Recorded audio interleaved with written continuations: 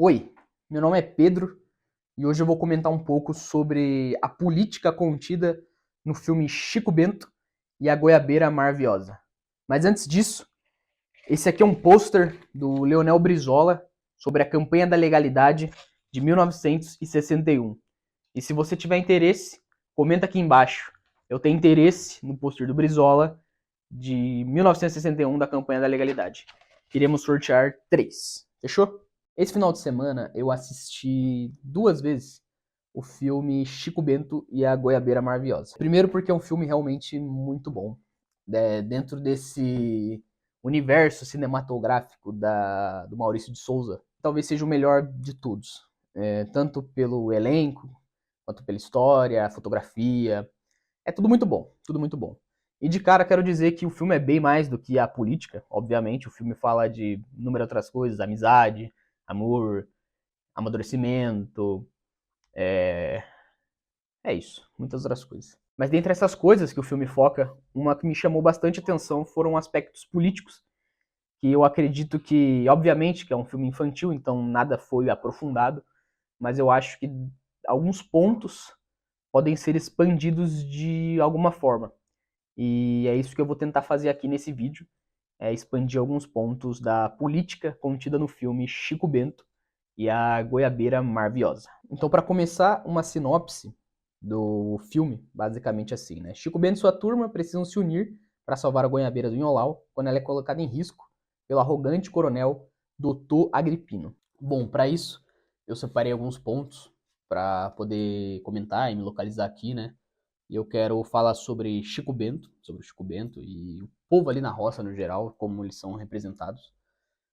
Desenvolvimentismo, ideologia, luta de classes, revolução, alienação, também dentro da luta de classes ali, o governo Lula 3 e entreguismo.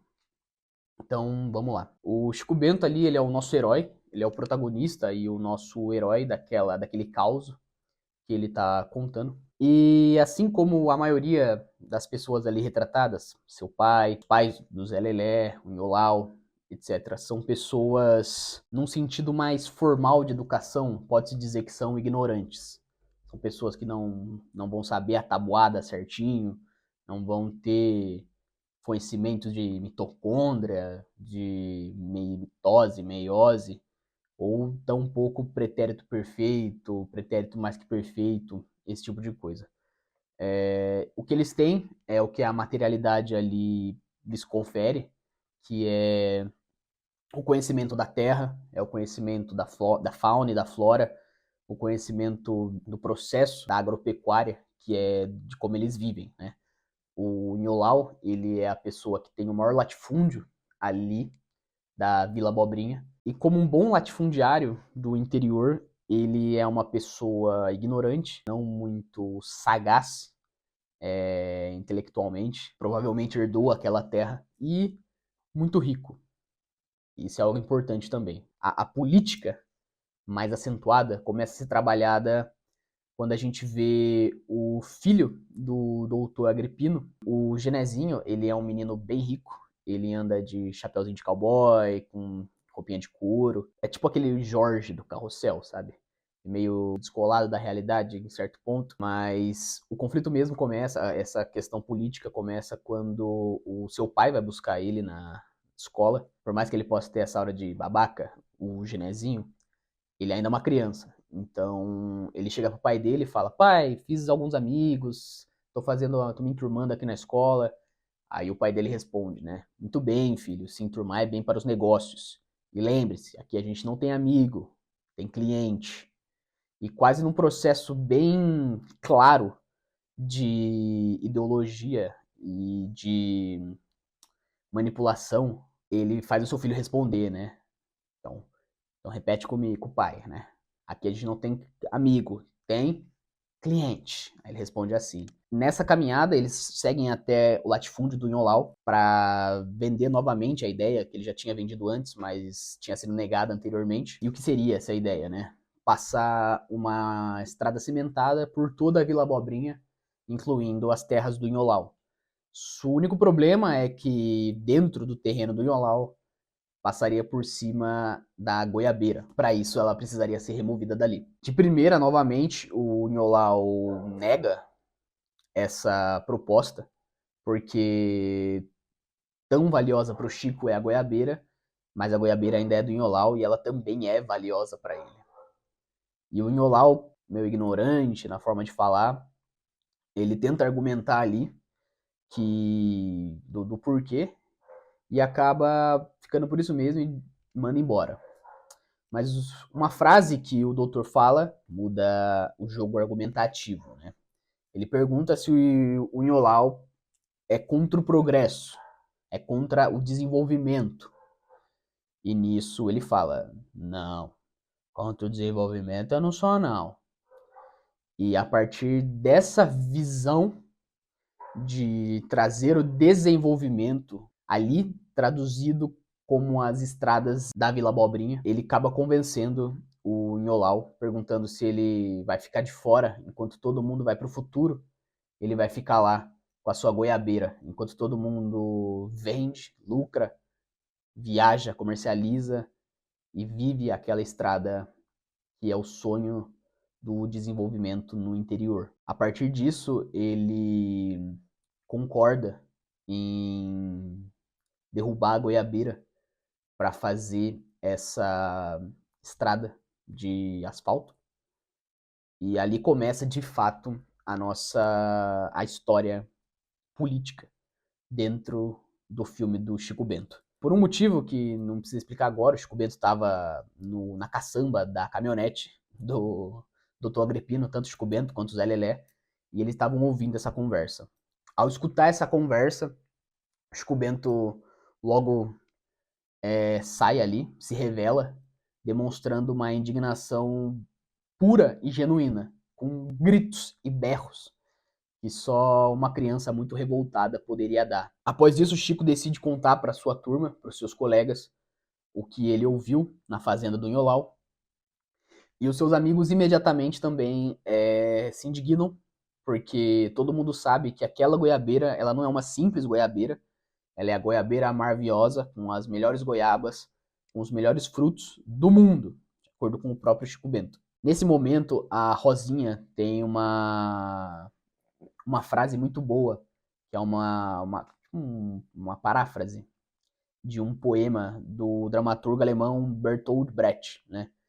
O poema do Bertolt Brecht ele foi um dramaturgo, poeta, artista, enfim, perseguido no regime nazista, né? Que é mais ou menos assim, né? Primeiro levaram os negros, mas eu não me importei com isso, eu não era negro. Em seguida levaram uns operários, mas eu não me importei com isso, eu também não era operário. Aí ele fala outras coisas e no fim é basicamente assim, né? Agora estão me levando, mas já é tarde. Como eu não me importei com ninguém, ninguém se importa comigo. Esse é um poema bem famoso até, e a Rosinha faz uma paráfrase dele, dizendo mais ou menos assim: primeiro leva a árvore, mas nós não liga, nós não é árvore. Depois leva os bichos, mas nós não liga, porque nós não é bicho. Nesse momento, o Zé Lelé, como se já não fosse forte o que ela tá falando, e verdadeiro, o Zé Lelé interrompe ela dizendo que nós somos bicho sim, somos mamífero. Então realmente eleva um pouco a discussão até da relação do homem com a fauna e a natureza em si. Mas fato é que a turma ali, depois de muita discussão, decide que a melhor coisa é contar para os adultos. Cada um contar para os seus pais e para os adultos que iriam cortar a goiabeira do Inholau para construir uma estrada e, obviamente, os adultos iam ficar no lado deles quando eles descobrissem isso. Nesse momento, a gente consegue ver o sentimento de revolução dentro do Chico Bento, porque a partir do momento que a goiabeira era propriedade do Inholau e ele concordou em remover ela, ele decide apelar para o poder popular. Primeiramente com com seus colegas ali, com as crianças, e posteriormente com os adultos de toda a Vila Abobrinha, que unidos conseguiriam impedir a derrubada da goiabeira para a passagem dessa estrada cimentada. Mas o que ele encontra é uma realidade completamente diferente, quando ele vai falar para os adultos que uma goiabeira vai ser demolida, vai ser cortada para a passagem de uma estrada de terra. Ninguém liga, muito pelo contrário, eles ficam felizes com a notícia de que vai chegar uma estrada cimentada, que vai chegar o desenvolvimento para a cidade, para a vila, perdão, e pouco importa que uma goiabeira vai ser cortada para isso. Não, é um preço ok a se pagar pelo desenvolvimento. Então, a partir desse cenário, quando ele vê que ele não vai conseguir unir os adultos ao seu lado, ele decide tomar outra forma de revolução. Não sendo a revolução armada, mas ainda assim uma forma agressiva e ativa de revolução.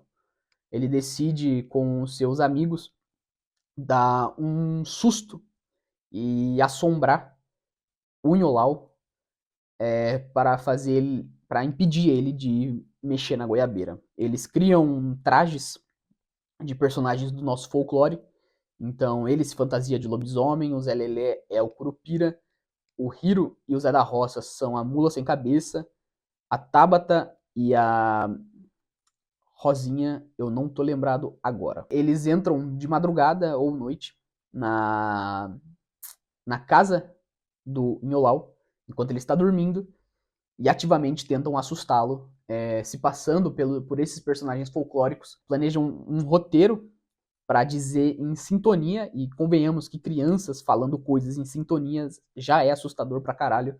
Agora, você acordar no meio da noite com pessoas ali, criaturas mitológicas do seu folclore, falando em vozes infantis, se você cortar a goiabeira, eles vão vir te pegar, realmente assustaria qualquer pessoa. Mas tudo vai por água abaixo quando o Zé Lelé, por um motivo egocêntrico, ele queria ser o lobisomem, e o Chico disse que não, o Chico que ia ser, e o Zé Lelé ia ser o Curupira. No meio daquelas falas em sintonias, o Zé Lelé decide uivar para mostrar como ele é um bom lobisomem, e nisso o plano vai por água abaixo. Dado que isso também não deu certo, eles decidem ir até a casa do Dr. Agripino e investigar. Nesse momento que eles entram na casa, vão entrando na chácara, na propriedade do Dr. Agripino, a câmera mostra que os seus pais já estavam lá, mas não para tentar descobrir o plano ou para tentar fazer alguma coisa para impedir. Muito pelo contrário. Todos convidados pelo próprio Dr. Agripino estão sentados assistindo meio que uma palestra, basicamente ouvindo o que o Dr. Agripino tem a dizer sobre a Agripino Road, que é a estrada que vai trazer o progresso e o desenvolvimento para a Vila Abobrinha. O Dr. Agripino traz aquelas palavras embelezadas, traz aqueles conceitos mirabolantes, frases de efeito, e com isso ele consegue ir convencendo e, um ponto muito importante, utilizando de um sonho, o doce sonho. E ele, enquanto ele fala que a estrada vai passar na sua casa, ele vem e traz o sonho, né? Trazendo uma experiência sinestésica muito mais puxada para o paladar ali, que enquanto ele diz sobre o desenvolvimento e sobre o progresso que você vai receber, você ainda pode se deliciar com um sonho bem açucarado e cremoso. Enquanto isso, as crianças estão investigando e elas acabam encontrando barris com cimento não, com piche, perdão, para asfalto. Aquele carro que faz aquele caminhão para girar o piche, e um trator que seria usado para, muito provavelmente, para demolir não, né, para remover a goiabeira. No momento de fuga das crianças, eles acabam encontrando os pais, e nisso a gente tem um novo conflito, e o Chico Bento se mostra novamente um revolucionário e o nosso herói ali, assumindo um papel de completo responsável por toda aquela vila. Quando ele diz, primeiro você mexeu com a minha goiabeira, agora você está mexendo com meus pais. Como se os pais dele não fossem os responsáveis por estarem ali, né? E de fato, levando em consideração essa questão da ideologia, mais ou menos não estavam mesmo, né? É uma manipulação, tanto com palavras bonitas quanto com mentiras mesmo, meias verdades e mentiras, que os adultos cegos pela visão de desenvolvimento não conseguiam ver, enquanto as crianças, com esse olhar mais primitivista, conseguiam enxergar claramente. Após todas as crianças estarem de castigo, O Chico, já sentindo um pouco derrotado e meio que sem esperanças do que fazer, vai até a vai até a goiabeira e tem um dos momentos mais emocionantes e emotivos do filme, quando ele vai pessoalmente pedir desculpa para a goiabeira, em prantos, que ela já fez muito por ele. Ele diz que sempre que ele precisou, ela estendeu uma goiaba para ele, mostrando a simplicidade do ato e o valor que ele dava para aquilo, né? A única coisa que a goiabeira podia fazer para ele era estender uma goiaba. E aquilo já foi o suficiente para ele arriscar muitas coisas para poder salvar ela, né? Acabou a bateria do meu celular no meio da gravação e agora eu vou precisar gravar sem o microfone, porque o microfone é conectar direto no celular e agora esse espaço está sendo utilizado pro fio do carregador. Nisso, Chico decide subir uma última vez, ao que tudo indica, na goiabeira e pegar uma última goiaba. Estendendo a mão, tentando alcançar uma goiaba que estava bem fora do seu alcance, ele se desequilibra e cai no chão, desmaiando. Aqui a gente passa para um momento metafísico, onde o Chico sai do seu corpo, vai para um outro lugar que não é o terreno do Nholau, e encontra a própria personificação da goiabeira, estrelado pela Thaís Araújo, linda inclusive. Nisso, eles têm uma conversa sobre a relação da natureza com ela mesma, a relação da fauna e a flora, e até a relação do homem com a fauna e a flora. Ele vira uma formiga, ele vira um pássaro, ele vira uma árvore, tentando entender que todo mundo depende de todo mundo e para um ecossistema funcionar bem, todas as partes têm que estar saudáveis e funcionando. Nesse momento a gente fecha um arco do personagem Chico Bento, que é trabalhado desde o começo, que é o fato do Chico não ouvir os outros, só falar, falar, falar e não escutar. No fim, ele entende que esse era um problema grande dele e que ele precisava escutar mais os outros. Nisso, ele chama todas as crianças, primeiramente a Rosinha, e ao falar com a Rosinha, ele pede perdão por não ter escutado ela várias vezes, até porque a Rosinha tinha dado uma ideia antes deles irem querer assombrar o Nholau. Ela tinha dado a ideia de fazer um mapa, desenhar um mapa, porque o próprio Genezinho já tinha dito como seria a estrada. É, passa por tal, passa por aonde, aí cruza não sei o que eu não vou saber falar aqui agora, né? Mas se você assistiu, você sabe. Se você não assistiu, também não importa. Então, com isso em mente, com a ideia de desenhar um mapa da Vila Abobrinha, eles vão juntando todas as crianças e se encontram na escola. Vão em direção à escola, onde contam isso para a professora, e a professora, sendo talvez a única aliada deles, fora ela tem também a avó do Chico, e eles começam a desenhar ali o mapa da escola, o mapa da Vila Abobrinha.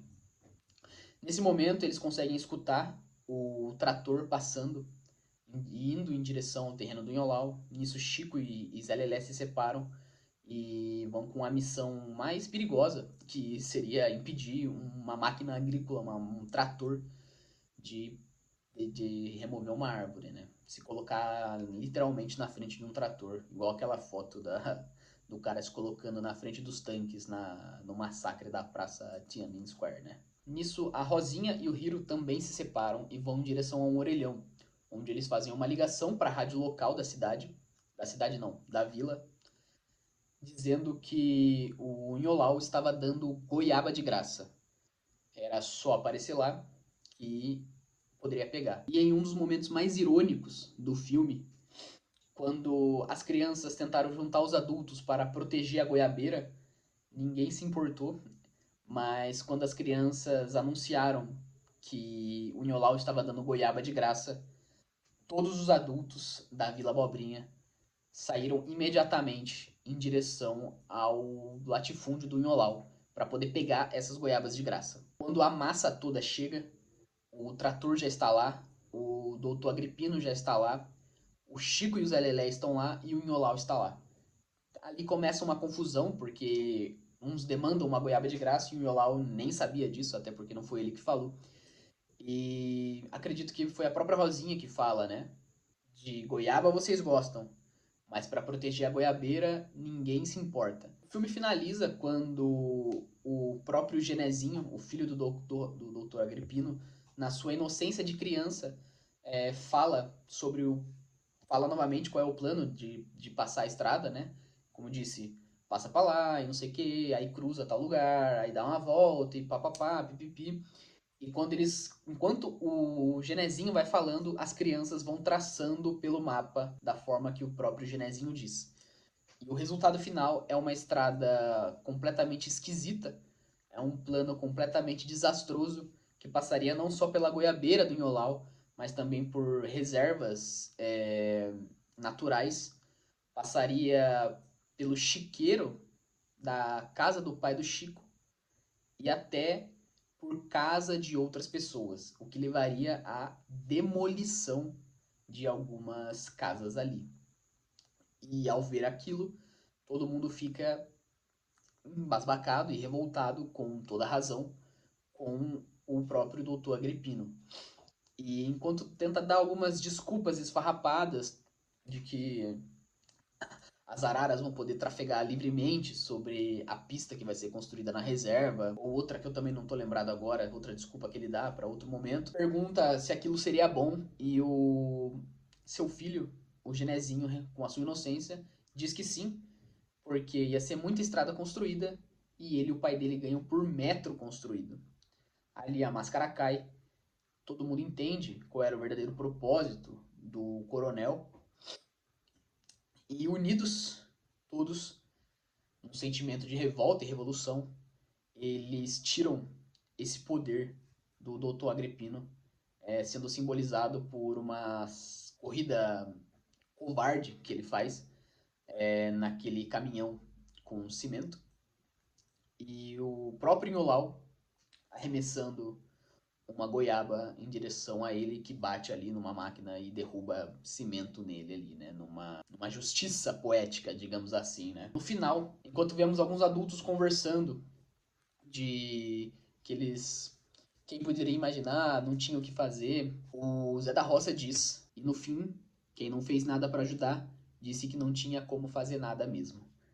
Esse talvez, fechando o filme, seja uma das frases mais fortes ditas por uma das crianças ali, e diz muito sobre o governo Lula 3, esse sentimento entreguista que muita militância tem tendo com esse governo, dizendo que não pode fazer nada, que é tudo culpa do Congresso, o Congresso é reacionário, o Campos Neto estava na presidência, então não tinha o que fazer nada. E muitas despolitizações de base conversam muito bem com a ideia dos adultos ali, enquanto as crianças têm aquele sentimento puro de indignação e pensamento crítico e revolução. Eu acho que esse vídeo ficou um pouco comprido e se ficou comprido, mais legal, então pelo menos isso, mas se ficou comprido e ruim, aí é meio pegado. Mas espero que você tenha gostado disso, espero que eu tenha feito alguns pontos interessantes e que levem à reflexão.